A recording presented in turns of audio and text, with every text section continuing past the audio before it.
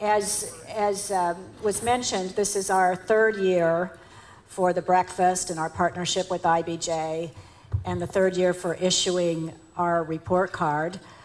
It's the largest group we've ever had, and I think it's a testament to the great panel that we put together for you this morning, but also for the recognition of how important these sectors are to our state and to our region, as was mentioned by Steve Dwyer, that this is a very big part of our economic development, and as you'll hear from Mitch Robe, Secretary Robe, it's a very important part of our future plans as well. And I hope that, Dr. Bennett, you're pleased that we are issuing a report card. We do believe in accountability here in our sector. We can do that in school. So duly noted, we are grading ourselves, and I think it's important for us to acknowledge all the successes that we have with advanced manufacturing and logistics, but also to take a hard look in the mirror and to analyze our strengths and our weaknesses, and to define the agenda going forward and what we need to be working on.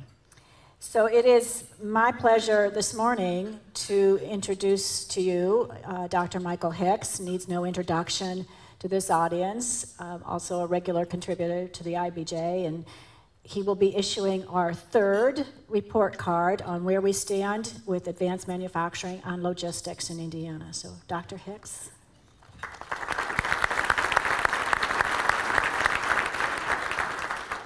Thanks. You guys hear me all right? Got me? Okay, great. Thanks. Well, you've got, it's a great privilege to be here. It's fun to be part of this. And I'm going to try to not talk too much, because at this time in the business cycle, most of y'all are probably real tired of listening to economists talk. So, but I would like to just go through the report card real quick with y'all. And there are two documents that you all have here. One's the National Report Card. This lays out, I hope in tractable prose, why the elements that we selected for the forecast matter.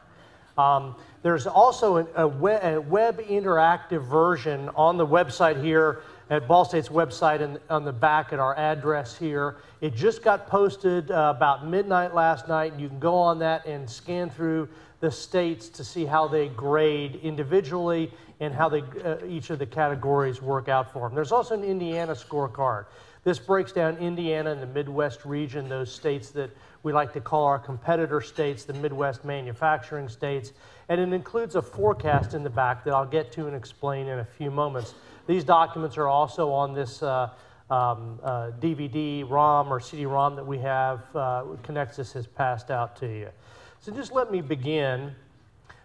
We start out here with ranking of manufacturing. We look at things in manufacturing that reflect the size of the industry and the value-added nature of the industry here. So these are fairly self-evident indicators that give Indiana an A in this category.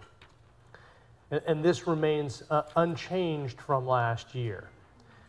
This year, the next category we look at is logistics, and logistics broadly defined.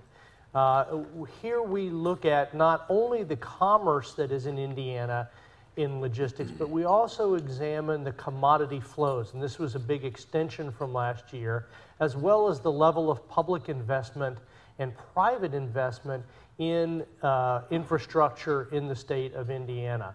And so the commodity flows we look at are data from the Bureau of Transportation Statistics regarding the movement of goods through the state of Indiana. And on this ranking, Indiana scores a B+. We next move to human capital. And human capital, I think, and I should pause here momentarily to tell you that the data that we chose to include in this and previous scorecards were selected for two reasons. The first one is that either they appeared as part of the way the economists model the growth of industries or the growth of economies within regions. And so things like infrastructure and human capital and access to financial capital are things that economists build into formal models of the economy. The other factor that matters are things that have to do with site selection, the benefit costs or the availability of a workforce. And many of these overlap, not surprisingly. Things that economists think matter in a region are also the things that people thinking about locating a business in a region care about as well. And so that's part of this formulary. Here in human capital, we include data on the education and skills of the workforce, the per capita levels of education. And in this ranking, which I think is the most important of all the rankings we have for the long term, for the generational positioning of manufacturing and logistics, Indiana receives a C-. And I think that, as Steve has indicated, and I suspect the panelists will also concur with, presents more long-term challenges for the state. And I'll not pause much longer. You're going to hear better things about what we're doing to remedy this long-term problem in a few minutes.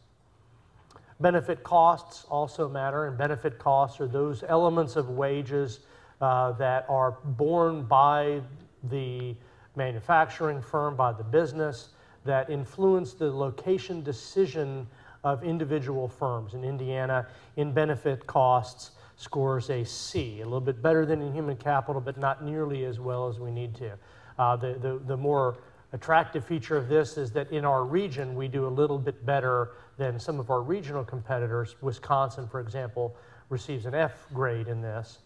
And I'm an economist at Ball State. I give out a lot of Fs, Dr. Bennett. Global reach or global positioning is really our measurement of how well Indiana does on two broad categories. How much exporting do we do? And here I'm not so much worried about the size, but the reach. It's easy to have a very narrow and high export base, but when things turn sour in that economy, then there's an awful lot of instability imposed upon a region. Indiana actually exports, like only one of a dozen or so states in the Union, actually exports to every continent save Antarctica in the world. And that's we might export there as well. I just haven't seen the data on it. And that's an important factor. The other factor is, where do people who are own companies or own manufacturing in different countries decide to make those goods? And Indiana is a place that receives what economists call foreign direct investment, which is the movement of plant and equipment into the state. And in both of those areas, we do well, and Indiana receives an A in this score. Productivity and innovation. We've taken out venture capital. We'll revisit that at the end. But productivity and innovation next to human capital is the most important long-term indicator of the health of Indiana's manufacturing and logistics industry. Productivity and innovation reflects not only the work that's done in public research institutions, but in private research laboratories, as well as the spillover or transmission or transfer of that research into something that happens on the shop floor, that technology transfer.